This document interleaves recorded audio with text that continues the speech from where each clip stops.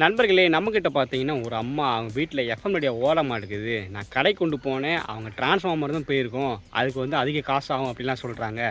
So, உன்னால முடிஞ்சத பார்த்து குடுப்பான்னு சொல்லி இந்த ரேடியோவ நம்மக்கிட்ட குடுத்துருக்காங்க. ஸோ, வாங்க இன்னைக்கு இந்த ரேடியோவ கழட்டி உள்ளுக்குள்ள என்ன பிரச்சனை, எப்படி அத சரி பண்ணணும்னு சொல்லிட்டு இத ஓட வைக்கலாம். இந்த ரேடியோவில் எஃப்எம் மட்டும் கிடையாது. இதில் memory card, pen drive, aux மோடுன்னு சொல்லிட்டு எக்கச்சக்கமான ஆப்ஷன் இருக்குது. பட் அந்த அம்மா எஃப்எம் மட்டும் தான் யூஸ் பண்ணுவாங்க போல். ஓகே, இதில் என்ன பிரச்சனைன்னு பார்க்குறதுக்கு முன்னாடி அவங்க வந்து டிரான்ஸ்ஃபார்மர் தான் போயிருக்குன்னு சொல்கிறாங்க. அதை சரி பண்ணதுக்கப்புறம் நம்ம உட்காந்து செக் பண்ணி பார்க்கணும், வேறு எதுவும் பிரச்சனை இருக்கான்னு சொல்லிட்டு எல்லாத்தையும் தெளிவாக பார்த்துடலாம். இதுக்கு சைடில் பார்த்தீங்கன்னா 4 ஸ்க்ரூ கொடுத்துருப்பாங்க. அதை கழட்டினாலே டோர் ஓப்பன் ஆயிரும். உள்ளுக்குள்ளே பார்த்தீங்கன்னா இந்த மாதிரி தான் இருக்கும். எஃப்எம் மட்டுமே இருக்கிற ரேடியோவில் பார்த்தீங்கன்னா டிரான்ஸ்ஃபார்மர், அப்புறம் ஒரு போர்டு, ஒரு ஸ்பீக்கர், இவ்வளோ கம்மியான சர்க்யூட்டு தான் இருக்கும். பட் இது வந்து மல்டிபிள் ஆப்ஷன் வச்சுருக்கிறதுனால எக்கச்சக்கமான போர்டு கொடுத்துருக்காங்க. கனெக்ஷன்லாம் நம்ம தெளிவாக பார்த்து நோட் பண்ணி வச்சுக்கணும். ஏன்னா ஒரு ஒயர் அந்து போனாலும் அது எங்கே மாட்டுறது அப்படின்னு கன்ஃபியூஸ் ஆகிரும். அதுக்கப்புறம் சிமாட்டிக் டயராக பார்த்து அதெல்லாம் பெரிய வேலை. அதனால் ஃபஸ்ட்டு எதுவுமே நோண்டலை. டிரான்ஸ்ஃபார்மர் போயிருக்குன்னு சொன்னாங்க. ஆனால் அங்கே பார்த்தீங்கன்னா இவங்க டேப் போட்டு ஒட்டி ஏதோ பண்ணி வச்சுருக்காங்க. ஸோ ஃபஸ்ட்டு இந்த டிரான்ஸ்ஃபார்மர்னால் என்ன, அது எப்படி ஒர்க் ஆகுதுன்னு தெரிஞ்சால் தான் நமக்கு ஒரு நாலேஜ் கிடைக்கும். இந்த டிரான்ஸ்ஃபார்மரோட தமிழ் பேர் வந்து மின்மாற்றி. எதுக்கு சொல்கிறேன்னா, இதோட விளக்கம் வந்து அதோட பேர்லேயே இருக்குது. நம்ம கொடுக்குற மின்சாரத்தை மாற்றி கொடுக்கும். அதுதான் அதோட ஒர்க்கிங் கண்டிஷனு. ஸோ இது உள்ள பார்த்தீங்கன்னா 2 காயில் வச்சுருப்பாங்க. ஒன்று வந்து ப்ரைமரி வைண்டிங்னு சொல்லுவாங்க, இன்னொன்று வந்து செகண்டரி வைண்டிங் சொல்லுவாங்க. இந்த மாதிரி தான் காப்பர் கம்பியை சுற்றி வச்ச ஒரு செட்டப் மாதிரி இருக்கும். ப்ரைமரி வைண்டிங்க்கு நம்ம ஒரு குறிப்பிட்ட வோல்டேஜ், அதாவது நம்ம வீட்டிலேருந்து வர்ற 230 வோல்டேஜை கொடுக்கும்போது அங்கே வந்து எலக்ட்ரோ மேக்னெட்டிக் ஃபீல்டு அப்படிங்கிற ஒரு கான்செப்ட் உருவாக்கி அது வந்து பக்கத்தில் இருக்கிற காயிலில் போயிட்டு இண்டக்ஷன் மூலமாக அந்த காயிலில் பார்த்தீங்கன்னா ஒரு குறிப்பிட்ட வோல்டேஜ் வந்து க்ரியேட் ஆகும். ஸோ இந்த மாதிரி ஒரு மின்சாரத்தை மாற்றி கொடுக்குறது தான் இதோட கான்செப்ட். இதை வந்து நம்ம 10th 12th புக்லேயே படிச்சிருப்போம். பட் இனி கொஞ்சம் இன்டெப்த்தாக போனோம் அப்படின்னா, எனக்கு சின்ன வயசுலேருந்து ஒரு சந்தேகம் வந்துச்சு. அதாவது இந்த டிரான்ஸ்ஃபார்மருக்குள்ளே பார்த்தீங்கன்னா 2 வைண்டிங் வச்சுருக்காங்க. ரெண்டுத்துலேயுமே பார்த்தீங்கன்னா காப்பர் கம்பியை இந்த மாதிரி ரவுண்டாக சுற்றி வச்சுருக்காங்க. அப்படி சுற்றி வச்சு அதோட 2 முனையிலையும் நம்ம பவர் சப்ளை கொடுக்கும்போது 230 வோல்டேஜ் கொடுத்தோம்னா அங்கே வந்து ஷார்ட் ஆக மாட்டேங்குது. அதுக்கு பதில் எலக்ட்ரோ மேக்னெட்டிக் ஃபீல்டு உருவாகுன்னு சொல்கிறாங்க. இப்போ உள்ளுக்குள்ளே சுற்றி வச்சுக்கிற அதே காப்பர் கம்பியை வெளியே இழுத்து விட்டு நீளமாக இழுத்து விட்டு, அதாவது சுற்றி வராமல் நீளமாக இழுத்து விட்டு அதோட 2 முனையிலையும் கொடுத்து நம்ம வோல்டேஜ் கொடுத்தோன்னு வச்சுக்கோங்களேன், அங்கே ஷார்ட் ஆயிடுது. இது எப்படி?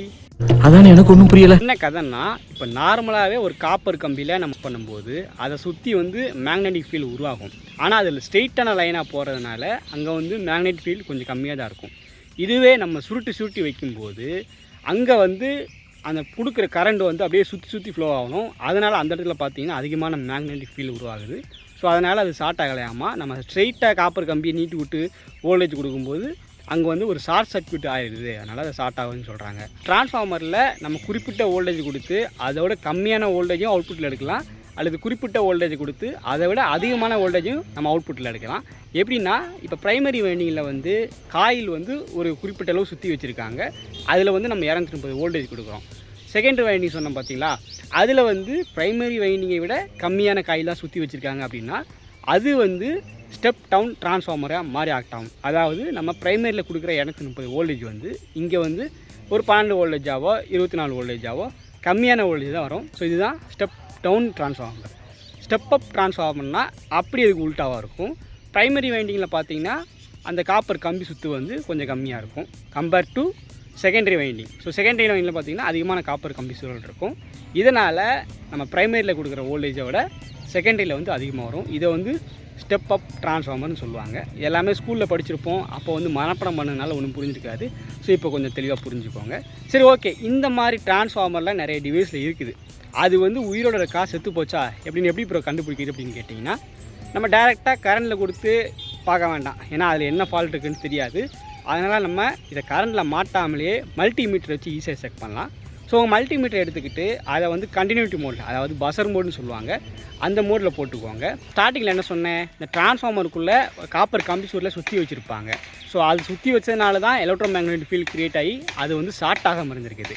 அப்போ இந்த கண்டினியூட்டி மோடில் போட்ட மல்டிமீட்டரோட ப்ராப்பை வந்து ப்ரைமரி வைண்டிங்கில் வைக்கும்போது நமக்கு சம் வேல்யூ காட்டணும். அப்படி இருந்துச்சுன்னா அதுக்குள்ளே கரெக்டாக உள்ள வோல்டேஜ் போகுது, எலக்ட்ரோ மேக்னெட்டிக் ஃபீல்டு க்ரியேட் ஆகும் அப்படின்னு அர்த்தம். ஒருவேளை 0 காமிச்சாலோ உள்ளுக்குள்ளே வந்து ஷார்ட் ஆகிருக்கு, இல்லை உள்ளுக்குள்ளே கொஞ்சம் வோல்டேஜே போகலை அப்படின்னு அர்த்தம். இதே போல் தான் ப்ரைமரி வைண்டிங் செகண்டரி வைண்டிங் ரெண்டுமே செக் பண்ணணும். ஃபால்ட் ஆகிறதுக்கான காரணங்கள் என்னென்னு கேட்டிங்கன்னா, ஒன்று வந்து அந்த 2 வைண்டிங் இடையில வந்து கேப் இருக்கணும். மேபி ஏதாச்சும் ஃபிசிக்கல் டேமேஜ் ஆயிருந்துச்சு அப்படின்னா அந்த கேப் வந்து ஷார்ட் ஆகிது. அந்த கேப் குறைஞ்சி 2 வைண்டிங்குமே ஒட்டும் போது அந்த இடத்துல பார்த்தீங்கன்னா ஷார்ட் ஆகிறதுக்கான பாசிபிலிட்டி அதிகமாக இருக்குது. அல்லது 2 வைண்டிங் இருக்கிற கேப்பை விட ரொம்ப விலகி போனாலும் அங்கே வந்து நமக்கு மேக்னெட்டிக் ஃபீல்டு வந்து மேட்ச் ஆகாது. ஸோ அதனாலேயும் நமக்கு வந்து டிரான்ஸ்ஃபார்மர் ஒர்க் ஆகாமல் போகிறதுக்கு வாய்ப்பு இருக்குது. ஸோ மல்டிமீட்டரை வச்சு இந்த மாதிரி மெத்தட்லாம் செக் பண்ணணும். ஓகே, அதை விட ரொம்ப முக்கியமான விஷயம், இப்போ டிரான்ஸ்ஃபார்மரில் பார்த்தீங்கன்னா ப்ரைமரி வைண்டிங், செகண்டரி வைண்டிங். ப்ரைமரியில் வந்து கருப்பு சிவப்பு வயர் கொடுத்துருப்பாங்க அல்லது மார்க் பண்ணியிருப்பாங்க, இது வந்து ப்ரைமரி வைண்டிங், இந்த இடத்துல நீங்கள் 230 வோல்ட் கொடுக்கணும்னு சொல்லிட்டு. நீங்கள் பாட்டுக்கு செகண்டரி வைண்டிங் அந்த இடத்துல வந்து 12 வோல்ட் அவுட்புட் கன்வெர்ட் ஆகி வந்துட்டு இருக்கும். அதில் போயிட்டு நீங்கள் 230 வோல்டேஜ் கொடுத்தீங்கன்னு வச்சுக்கோங்களேன், புகஞ்சிரும், இல்லை ஏதாச்சும் தீப்பிடிக்கிறதுக்கு கூட வாய்ப்பு இருக்குது. அதனால் இந்த மாதிரி பெரிய பெரிய காம்பனன்ட்ஸ் ஹேண்டில் பண்ணும்போது ரொம்பவே பார்த்து பண்ணுங்கள். சின்ன பசங்க யாரும் இதில் கை வைக்க வேணாம். உங்களுக்கு எலக்ட்ரானிக்ஸ் பற்றி தெரிஞ்சிருக்குன்னா மட்டும் இந்த டிரான்ஸ்ஃபார்மர்லேருந்து கை வைங்க, செக் பண்ணுங்கள். இதுக்கப்புறம் தான் பெரிய பிரச்சனையே, இந்த ரேடியோ ஆன் ஆகுது ஆனால் நமக்கு சவுண்டு வர மாட்டேங்குது. நான் பார்த்தீங்கன்னா எஃப்எம் ரேடியோ தான் வச்சுருக்கிறேன், அதில் வந்து இரைச்சல் சவுண்டாச்சும் வரணும், பட் அது கூட வர மாட்டேங்குது. இந்த ரேடியோவில் பார்த்தீங்கன்னா 2 செட்டப் இருக்குது. ஒன்று வந்து இன்டர்னல் ஸ்பீக்கர் ஒன்று கொடுத்துருப்பாங்க, அது கூடவே இன்னொன்று வந்து நம்ம எக்ஸ்டர்னலாக கனெக்ட் பண்ணிக்கலாம். ஸோ இப்போ இன்டர்னல் ஸ்பீக்கர் தான் போட்டிருக்கிறேன். நமக்கு சவுண்டு கூட்டினாலும் குறைச்சாலும் எதுவும் வர மாட்டேங்குது. நான் எக்ஸ்டர்னல் ஸ்பீக்கர் கனெக்ட் பண்ணி பார்த்தேன், அப்பையும் பார்த்தீங்கன்னா நமக்கு சவுண்டு வர மாட்டேங்குது. இதுக்கு காரணம் வந்து மேபி போர்டில் ஏதாச்சும் ஐசி போயிருக்கலாம், இல்லை வயர் ஏதாச்சும் லூஸாக இருக்கலாம், இல்லை அந்த கனெக்டர் ஏதாச்சும் பிரச்சனை இருக்கலாம். இதில் வந்து ஒரு டியூனர் மாதிரி ஒன்று வச்சுருப்பாங்க, பட்டன் மாதிரி. ஏற்றி விட்டோம்னா இன்டர்னல் ஸ்பீக்கரில் பாட்டு பாடும், இறக்கி விட்டோம்னா எக்ஸ்டர்னல் ஸ்பீக்கரில் பாட்டு பாடும். அதுவும் பார்த்தீங்கன்னா கொஞ்சம் துருப்பிடிச்சி கீழே இறக்குனா ரொம்ப டப்புன்னு போகுது, ரொம்ப ஸ்லோவாக போகுது, அந்த மாதிரி தான் இருந்துச்சு. ஸோ அப்படிங்கிறப்ப அதை நம்ம பார்க்கலான்னு சொல்லிட்டு அனலைஸ் பண்ணி பார்த்தேன். எடுத்த உடனே நம்ம ஐசியில் கை வைக்க வேணாம். அந்த எக்ஸ்டர்னல் ஸ்பீக்கர் ஒரு வயரை உள்ளே மாட்டிக்கிட்டு இன்னொரு வயரை வந்து அந்த ஏற்றி விடுறது இறக்கி விடுறதுக்கு பார்த்தீங்களா, அதில் ஒன்று வச்சு பார்த்தேன். அப்படி வைக்கும்போது ஒரு சைடில் மட்டும் நமக்கு ஸ்பீக்கர் பாட ஆரம்பிச்சிருச்சு. அப்போ இதுலேருந்தே கன்ஃபார்ம் பண்ணியாச்சு. இதில் வந்து பார்த்தீங்கன்னா இந்த ஏற்றி விடுறது இறக்குற உள்ள ஏதோ பிரச்சனை போல், அதனால தான் அங்கே ஜாயிண்ட் ஆகாமல் ஸ்பீக்கருக்கு போகிற அவுட்புட் கிடைக்க மாட்டேங்குது, அதனால தான் பாடாமல் இருந்துச்சு.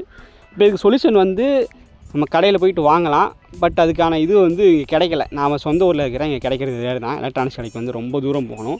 அதனால் சிம்பிளாக இவங்களுக்கு கொடுக்கணும். இவங்க வந்து எக்ஸ்டர்னல் ஸ்பீக்கர்லாம் யூஸ் பண்ண மாட்டாங்க, இன்டர்னல் மட்டும் தான் யூஸ் பண்ணுவாங்க.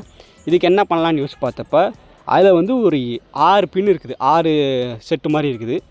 ஸோ அதில் ஒன்றா ஜாயின் பண்ணி வச்சேன். நமக்கு வந்து இன்டர்னலும் பாடணும், ப்ளஸ் மேபி அவங்க எக்ஸ்டர்னல் கனெக்ட் பண்ணாங்கன்னா அதுவும் பாடணும்.